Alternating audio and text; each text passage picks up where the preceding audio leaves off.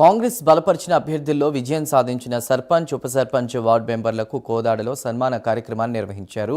మంత్రి ఉత్తమ్ కుమార్ రెడ్డి, ఎమ్మెల్యే పద్మావతి నూతన సర్పంచ్లను సన్మానించారు. కాంగ్రెస్ సర్పంచ్లు గ్రామాల అభివృద్ధికి పాటుపడాలని పిలుపునిచ్చారు.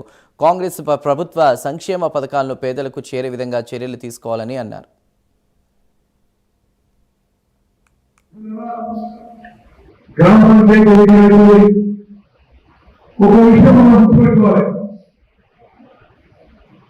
అత్యధిక మెజారిటీ నాయకులు, కార్యకర్తలు చాలా కష్టపడి పనిచేశారు. వాళ్ళు అభినందిస్తున్నాం.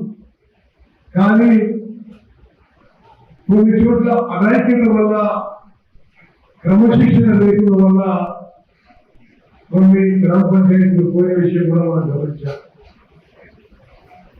ఇది ఏ సంస్థ బలపడాలన్నా, ఏ పార్టీ అయినా, ఏ అభివృద్ధి బలపడాలన్నా క్రమశిక్షణ, ఒక పద్ధతి, ఒక నిజాయితీ ఉండకుంటే అది వీలు కాదు. మరోమారు చాలాసార్లు మనం చేస్తున్నా. పద్మావతి గారికి నాకు కోదాడు ప్రజలతో ఉన్న అనుబంధం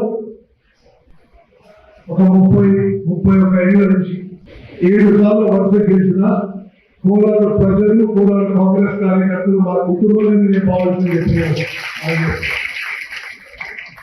మీలో చాలా మంది చాలా చిన్నపిల్లలప్పుడు తెలుసు.